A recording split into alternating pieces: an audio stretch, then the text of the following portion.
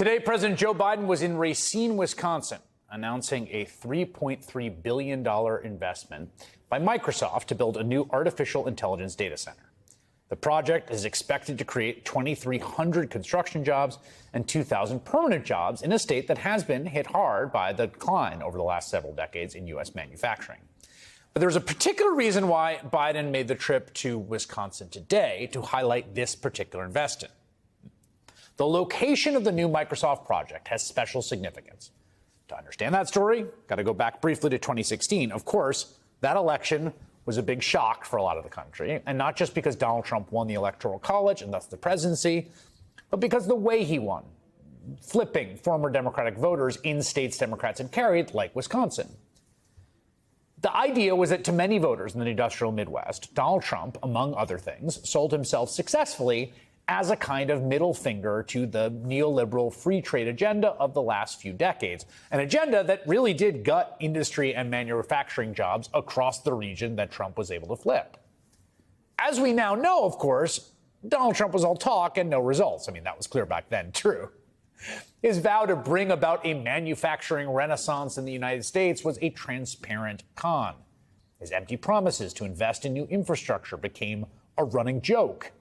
He imposed a slew of new tariffs that cost Americans more than $200 billion to date. By the time Trump left office, there were over 154,000 fewer people employed in manufacturing than when he was inaugurated. In fact, one of the first moves after his election, when he announced that he had saved 800 jobs at an Indianapolis carrier plant that were set to move to Mexico, that turned out to be a total flop as well. Over 600 other jobs at the plant ended up being eliminated, along with 700 more at a second Indiana plant. But that was, of course, the signature Trump move, right? A big, glitzy announcement that turns into nothing. Now, perhaps the most egregious example in this crowded field of this came in 2018 when then-President Trump wielded a literal golden shovel for the groundbreaking of what was supposed to be a $10 billion project in Racine, Wisconsin. Trump claimed to have negotiated a deal with Foxconn, the Taiwanese company that manufactures iPhones, among other things, that would bring 13,000 jobs to the state. We're restoring America's industrial might, and thanks to the hardworking patriots like you, we're making America greater than ever before. It's greater than ever before. To Foxconn and to Terry Gou, and to all of the amazing Wisconsin workers with us today and all over the state, I want to wish you good luck and congratulations on truly one of the eighth wonder. I think we can say the eighth wonder of the world. This is the eighth wonder of the world. Can you say that, really? Well, it soon became clear this was all an outrageous, almost comically ludicrous boondoggle. As Josh Jezza reported for The Verge in a great bit of investigative reporting, the project defaulted on almost every promise. The factory, the tech campus, and the thousands of jobs simply never materialized. The building Foxconn calls a, quote, LCD factory, about 1/20th of the size of the original plan, is little more than an empty shell. Even the handful of jobs the company claims to have created are less than real. Many of them held by people with nothing to do, hired so the company could reach the number required for it to get tax subsidy payments from Wisconsin. Many employees just sat in their cubicles watching Netflix and playing games on their phones. The whole thing was a fiction. But there was a real idea, embedded somewhere deep in Donald Trump's rhetoric of America first. The idea of a rebellion against the specific version of outsourced globalized capitalism that we'd experienced that really did hit certain sectors of this country very, very hard. And when Joe Biden came to office, he and his team began implementing economic policy that basically asked, what if we took all of that seriously? What if we took seriously the concern that a whole lot of people in this country have been left behind? That the era of outsourcing really did have incredibly damaging effects. What if we tried to change that? So he began with the Infrastructure Act, which has funded over 50,000 projects across all 50 states.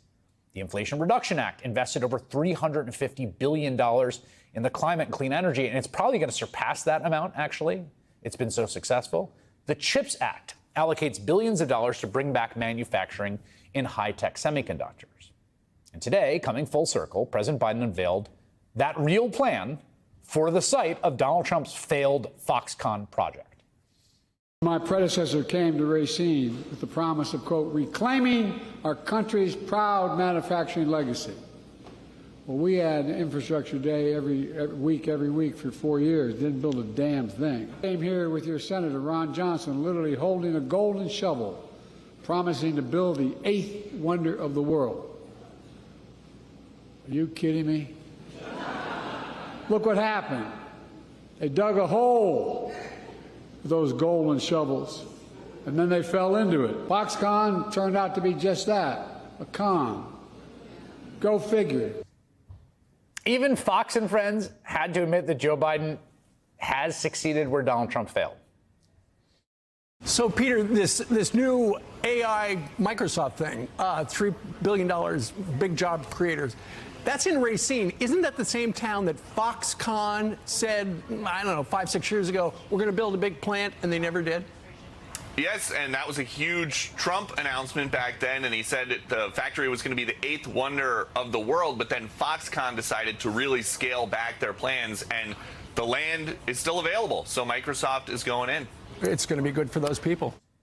Doocy to doocy for the alley-oop dunk. The story of these two plans for Racine, Wisconsin, is the story, really, of Donald Trump versus Joe Biden on domestic political economy. Donald Trump's policy was a con job, while Joe Biden and the Democratic Party really have actually undertaken across the entire administrative state, the entire government, legislatively, a very serious, granular project to rebuild America's manufacturing base, to create good-paying, often unionized jobs for people across the country, even in and specifically in areas that didn't vote for Joe Biden. And the project is having real results, is succeeding. And today, that contrast was on full display